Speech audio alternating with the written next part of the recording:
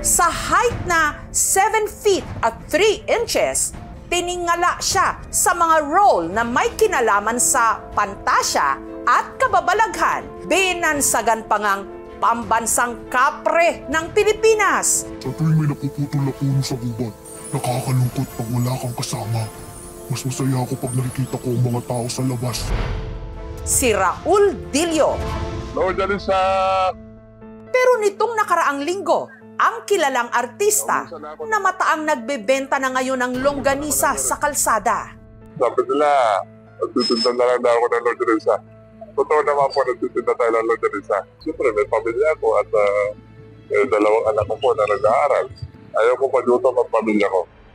Longganisa po. Panoorin kung paanong gagawin lahat ni Raul para buong husay na magampanan ang pinakamalaki niyang papel sa buhay, ang pagiging ama. Ano masama kung naghahanap buhay ako? Marangal ito eh. Kailangan ko pong buhay yung pamilya ko. Sa apartment na ito sa Imus, Cavite, nakatira ngayon si Raul at ang kanyang mag-iina. Alas 8 pa lang ng umaga, abala na siya sa paghahanda ng ibibenta niyang mga longganisa. Para po mapanatili po natin yung freshness ng ating longganisa, pagdating dito ay ilalagay din po natin agad sa pressure. Ang longganisang ibinibenta ni Raul, 250 pesos kada kilo. Pag deliver po, pumapatong pa ako ng konti. Ginagawa po natin 260 para may panggas naman po ako.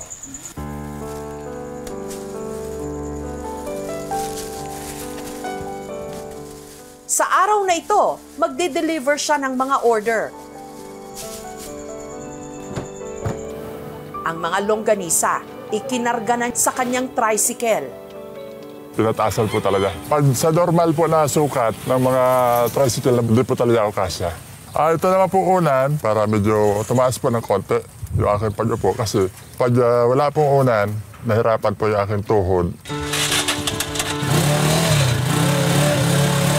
Ang kasakasama ni Raul sa paghahanap buhay, ang misis niyang si Helen. Minsan po sinasamahan ko po sila sa pagdi-deliver. Proud po ako na gumagawa po si tatay ng paraan para makapaghanap buhay po kami. Idol ko siya noon eh.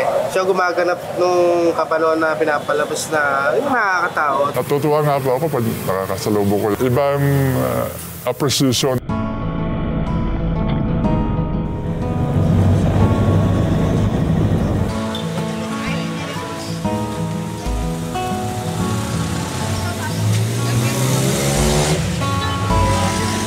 So, bali 520 po. Salamat po, mama. Thank you po. This is the first time na nag-order na. Kasi sabi, masarap daw. Longganisa po. Lingid sa kaalaman ng marami, 7 taon na palang nagbebenta si Raul ng longganisa. Pag wala pa ako delivery, naghahanap po ako ng mga pisto para mag-alok po sa daan sa mga dumadaan. At ang kinikita niya kada araw, ang ipinantutustos niya sa pag-aaral ng 2 anak. Minsan kinakapos din po. Dahil pinapriority ko po yung pangunahin ng pangangailangan ng pamilya ko sa araw-araw, pagkain namin, at yung baon nila sa school. Bili na po kayo! Sanay na raw talagang magtinda si Raul. Nagsimula po ako sa pagtitinda ng lugaw, pansit. Ako po yung nagluluto, namamalingki. Pagkatapos sa magluto, sinasakay po namin yan sa tricycle. Iikot sa mga kabaybayan. Pero nung na-hospital ako, siguro dala ng stress, parang overfatigue. Nang pagbalik ko po noon, hindi na ako nakapagtinda ng lugaw. Lumipat ako sa pagtitinda ng mga gulay, karne, manok, isda at baboy. tila hindi pa sapat ang mga malalaking hamon kay Raul. Sunod kasi siyang na-diagnose na may prostate enlargement. At tricycle driver lang, basta makapaghanap buhay lang ako. Walang tumatanggap sa akin kasi hindi naman ako kasi doon sa Manila, mga gawan lang tricycle. Mabuti na lang at may mga kaibigan daw siyang handang magmalasakit. Meron nakako ko isang isang apartment. Tingnan mo kung pwede mo lipatan kung gusto mo lang naman. Hanggat ikaw bumubuelo sa buhay, ay wala ko ikakong ibabayad sa upa. Gamitin mo lang, wala kakakong iintindihin dyan. Malaki din hawa po dahil pinatira po kami ng libre dito ni Boss Joel. Meron isang kaibigan na nagtitinda ng longganisa. Sabi ko, subukan ko. Sinitap na magtuloy-tuloy para lang may pagtawid sa pamilya. Ito na. Konti na lang. makakawin na kami. Sabi ko, total, ito din naman nangyayari sa totoong buhay ko. Ito yung ako. Parang ginagawa ko lang libangan yung video. Nakakatuwa. Hindi ko po akalain na may views siya ng 1,000,000. 12 kilos. Dumami po yung customer ko dahil binibidyo ko yung aking paninda. Sa kabila nito, meron pa rin daw sa kanyang nang mamaliit. Dati sila artista, doon na po. Doon naman ang buhay. Nagtatricycle na lang, titindan na lang ng kung ano-ano. Masakit siyempre dahil dito naman po nakasanayan yung ganun pamumuhay ng araw. Aminado si Raul, wala siyang naipundar nung siya'y nag-aartista pa. Hindi naman po katulad ng mga bida o superstar na kailangan i-priority. Katulad ko rin karakter lamang kumbaga, pag meron lang po talagang project na naaayon po yung aming karakter, wala pa akong nanakagap. Marami nagsasabi ng gano'n na, dating artista, ngayon nagtitinda ng lagun sa kalye. Ba't ganyan ang ano niya ngayon, sitwasyon? Dati naman.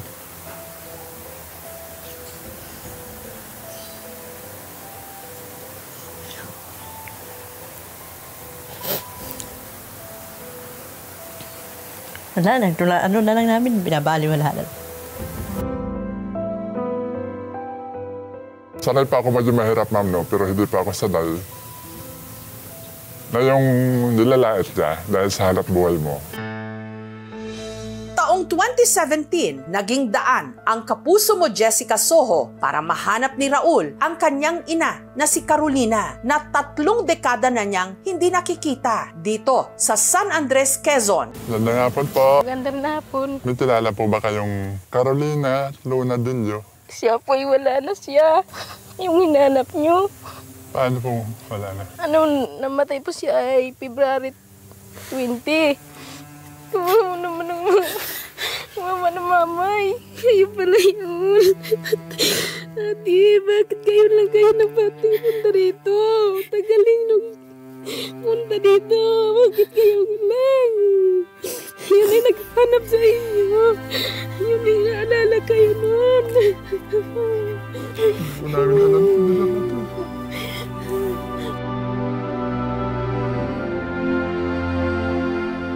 Nakita po namin yung nanay namin ay nasa libingan na po.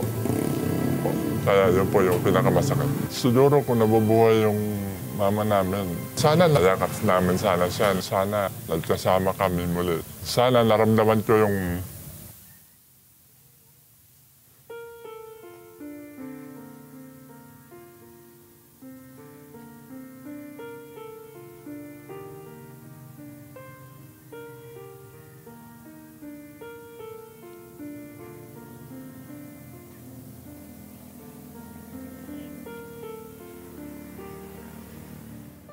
Kaya ganun na lang kahalaga para kay Raul na buo ang kanyang pamilya. Pangarap ko po paglaki ko maging doktor para po ano ko po yung tatay ko. Matulungan ko po sa sakit. Nagpapasalamat po sa kanila dahil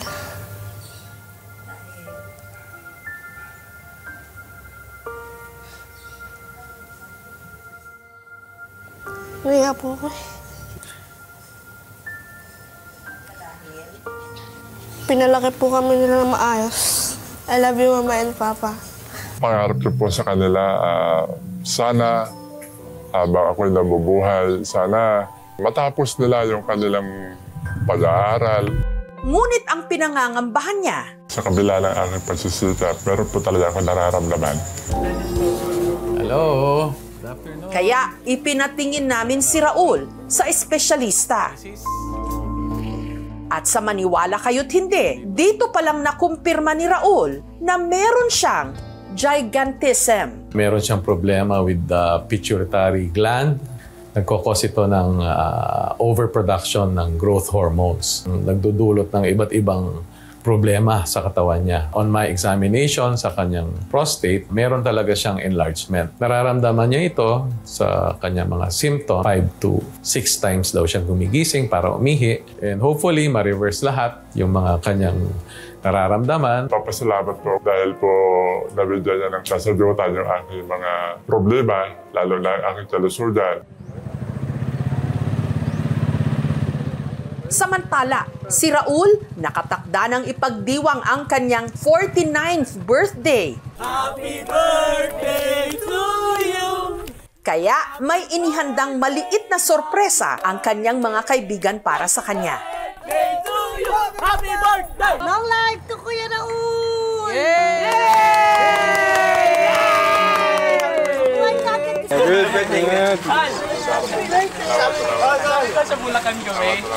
Ang aming programa naghandog din ng konting tulong para sa kanya. Sa lahat ng bumubuo ng DMDS, hindi niyo po ako pinabayaan sa mga oras na ganito may sitwasyon ko. Maraming salamat po sa inyo. Ang lokal na pamahalaan ng Imus may pa-birthday gift din para sa ating gentle giant at sa kanyang pamilya. Eligibility for educational assistance para sa 2 bata. At sana ipagpatuloy po ng mga bata, makatapos sila sa kanilang pag-aaral. Napakalaking tulong po nito yung edukasyon ng aking mga anak.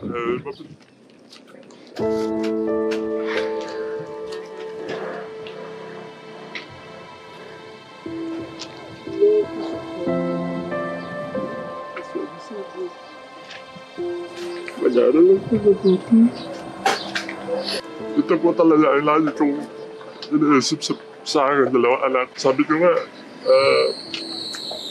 ako'y may lakas, pipilitin ko na taguyod ang kanilang pag-aaral.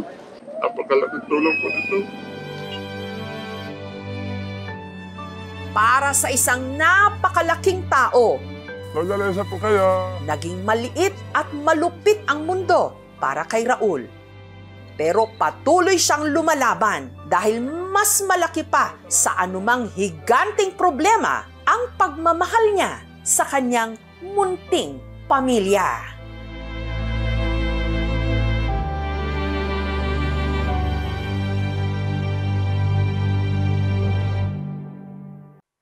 Thank you for watching, mga kapuso. Kung nagustuhan niyo po ang videong ito, subscribe na sa GMA Public Affairs YouTube channel. And don't forget to hit the bell button for our latest updates.